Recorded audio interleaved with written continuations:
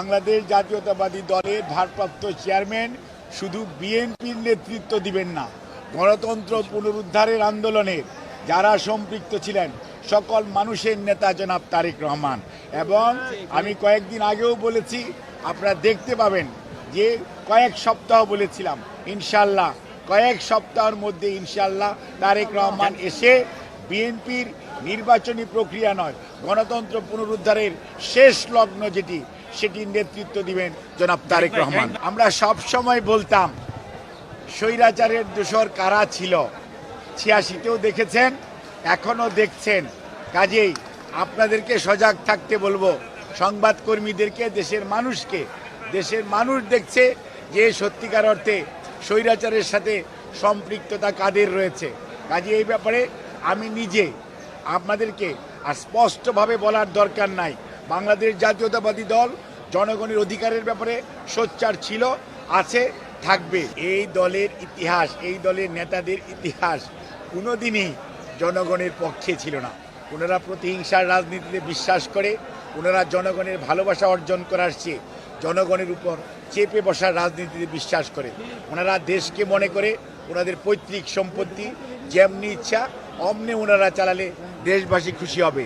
কিন্তু ওনারা এই অন্যায় ওনাদের পূর্বপুরুষরাও করেছেন, ওনারাও করছেন। তবে একটি জিনিস মনে রাখতে হবে, শেষ বিচারের মালিক আল্লাহ রাব্বুল আলামিন, দেশের মধ্যে জনগণ।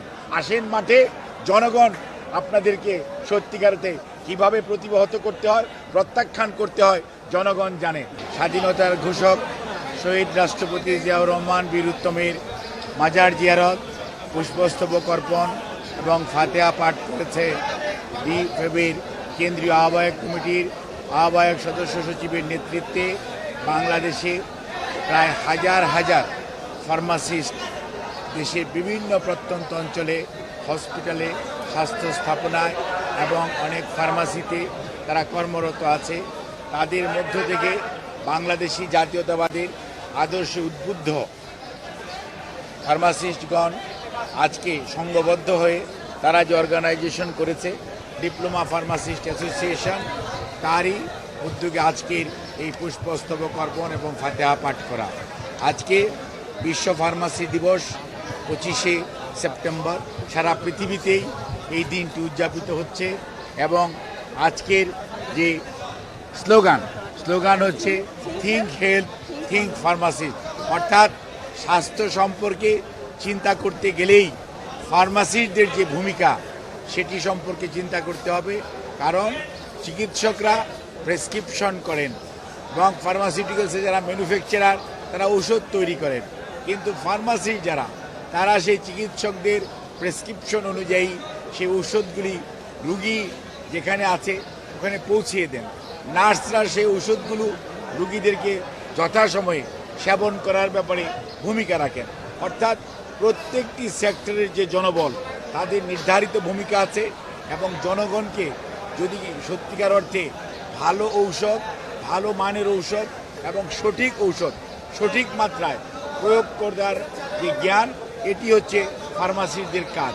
এবং ওনারা সেই ঔষধটি যেখানে উৎপাদিত হয় অথবা যেখানে বিক্রয় হয় সেখান থেকে চিকিৎসকের পরামর্শ অনুযায়ী ওনারা এটি কিন্তু রুগীর কাছে পৌঁছে দেয়। ওনাদের দায়িত্ব অত্যন্ত গুরুত্বপূর্ণ। বাংলাদেশের প্রতিটি হসপিটালে, প্রতিটি স্বাস্থ্য স্থাপনায়, সরকারি বেসরকারি প্রত্যেক জায়গায় ফার্মাসিস্টদের গুরুত্বপূর্ণ ভূমিকা রয়েছে। যদিও ফার্মাসিস্টরা সত্যিকার অর্থে অন্যান্য স্বাস্থ্য পেশাজীবীদের মতো অত বেশি সম্মানিত আমাদের দেশে আগে ছিল না। কাজেই এখন ফার্মাসিস্ট সারা পৃথিবী এগিয়েছে।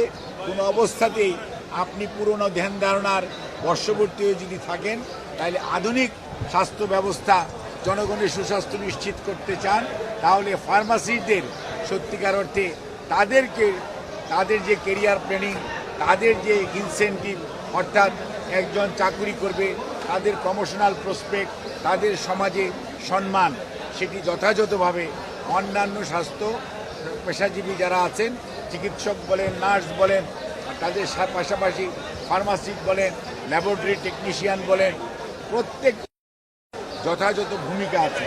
তাদেরকে সেই সম্মান দেওয়ার জন্য আজকে তারা যে সংঘবদ্ধ হয়েছেন, সেই জন্য আমি নতুন কমিটিকে ধন্যবাদ জানাই এবং আমরা আশা করব আগামীতে তাদের নেতৃত্বে ফার্মেসি সত্যিকার অর্থেই এই দেশে ফার্মাসি সেবা যেটা সেটি অত্যন্ত সুন্দর হবে, আধুনিকায়ন হবে।